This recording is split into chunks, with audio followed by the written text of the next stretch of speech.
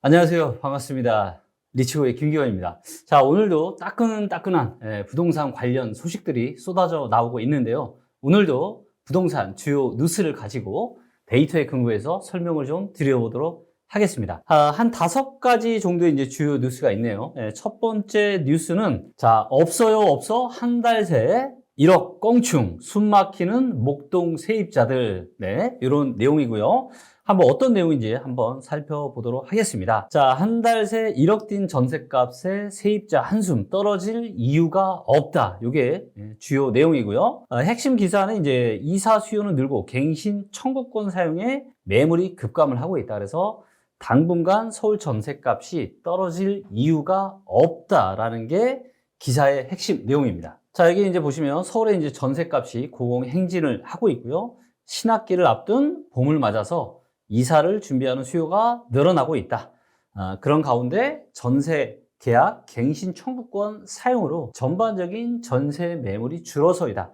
전세 계약 갱신 청구권을 사용한다는 얘기는 이제 2년이 지나가는데 내가 기존의 전세 계약에 대한 갱신권을 내가 사용하겠다. 즉, 내가 기존에 살고 있던 전셋집에 그대로 있겠다. 이런 얘기죠. 그러다 보니까 원래는 2년 지나고 이사를 가면 이게 새로운 물건으로 나왔는데 물건으로 나오지 않다 보니까 전세 매물이 줄어들고 있어서다. 이런 얘기를 지금 하고 있는 거고요. 자, 현장에서는 2-3달 전부터 이사 수요가 늘어나면서 찾는 사람은 많은데 어떤 단지에는 전세 물건이 한두 개밖에 없는 상황이다. 그래서 전문가들은 올해 서울 공급 물량마저 줄어들면서 전셋값이 떨어질 이유가 없다고 분석을 했다고 합니다. 자, 그래서 국토부 실거래가 시스템에 보면은 레미안 대치 팰리스 전용 84가 지난 1일에 16억 원의 지금 신규 전세 계약이 맺어졌다. 그리고 요거는 지난달, 즉 1월 19일에 맺어진 신규 계약 10억 5천만 원에 비교하면 한 달도 되지 않아서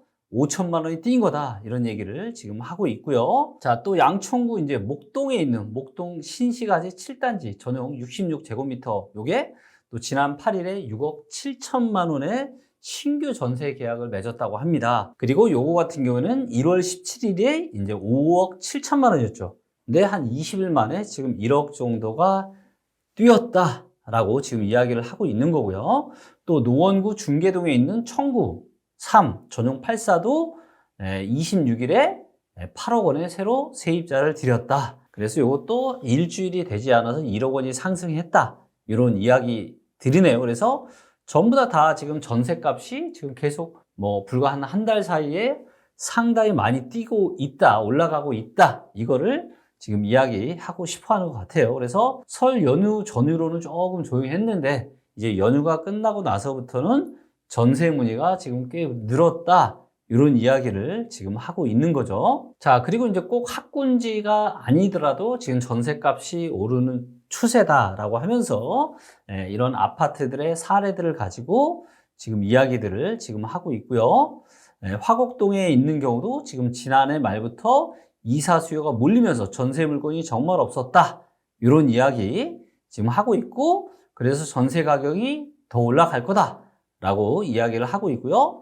또 모 전문가는 지금 전월세 가격은 수요와 공급에 크게 좌지우지되는 경향이 있다. 절대적인 공급 물량이 줄어든 만큼 당분간 전셋값이 강세를 보일 가능성이 있다.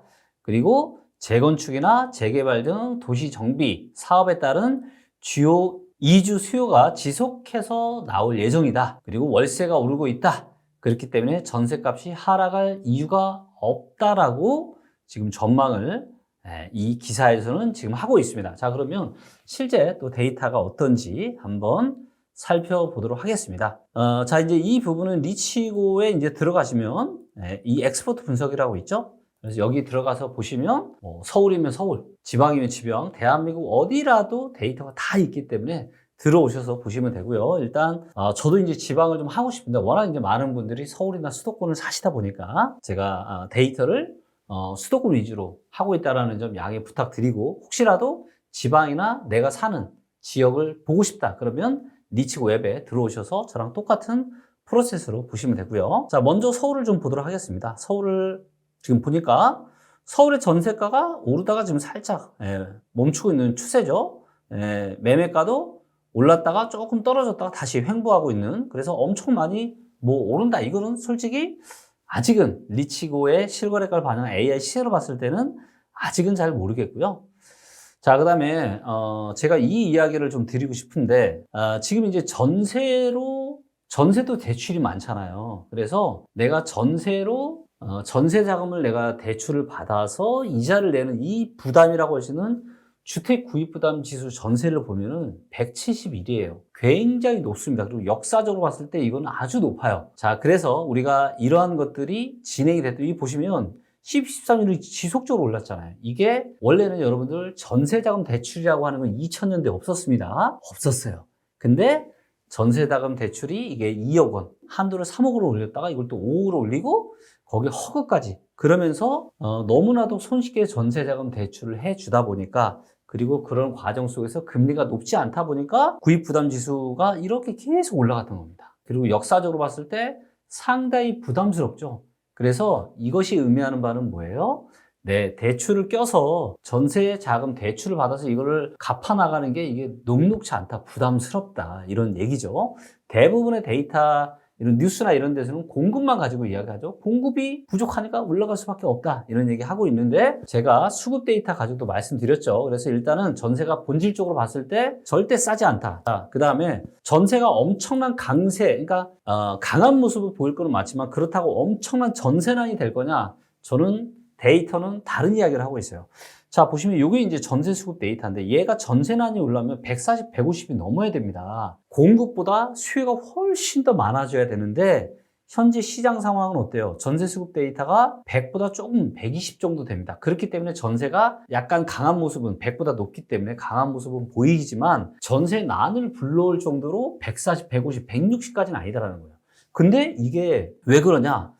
자, 보세요. 지난 20년 동안의 서울의 입주 물량인데요. 입주 물량이 어때요? 너무 작죠? 입주 물량이 이렇게 작은데도 불구하고 전세 수급이 이 정도밖에 안 돼요. 원래 입주 물량이 이렇게 작으면 전세 수급이 훨씬 140, 150, 160까지 올라가야 되는데 정상인데, 입주 물량이 이렇게 작아도 전세 수급이 그렇게 세지 않다. 왜? 바로 이거예요. 전세 PIR 데이터를 보면 어때요? 소득 대비세 보면 11배입니다. 전세가 너무 비싸다라는 거죠. 이 11배라는 수준은요, 2013년 10월에 수도권 부동산 서울 아파트가 바닥을 찍었을 때, 이때요, 매매가가 소득 대비해서 12배가 안 됐습니다.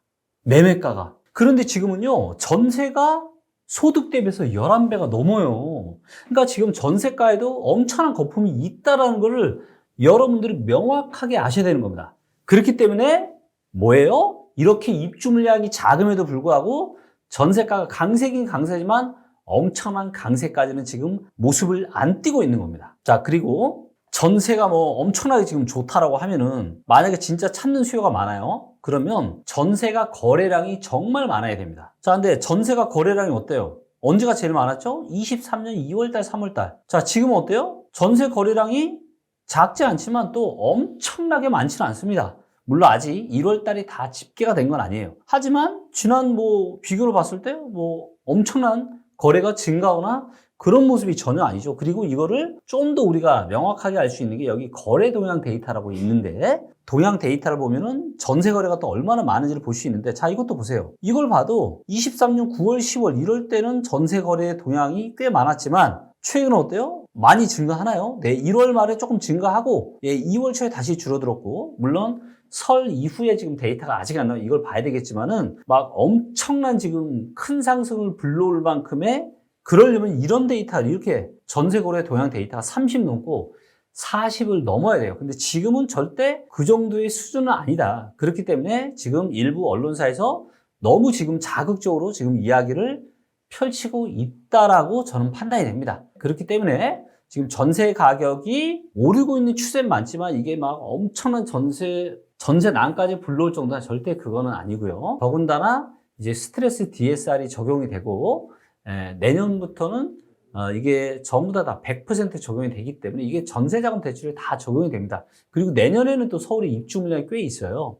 그렇기 때문에 여러분들 지금의 이 전세 어느 정도의 이 강세가 앞으로 2년, 3년, 4년 계속 이어질 수 있느냐? 이거는 절대 아니다라는 겁니다. 그래서 꼭 좀 여러분들이 너무 이런 언론의 자극적인 뉴스만 보고 절대 또 오판하시는 일이 없으셨으면 좋겠고, 자, 그리고 무엇보다 지역마다 데이터가 다 달라요. 네, 서울은 입주 물량이 작아서 이럴 수 있지만 인천은 또 안 그럴 수 있단 말이에요. 그래서 이런 다양한 데이터들은 저희 리치고에 들어오시면 다 지역별로 보실 수가 있으니까 참고하셔서 매매나 전세나 이런 의사결정 잘 하시면 너무 좋을 것 같습니다. 감사합니다.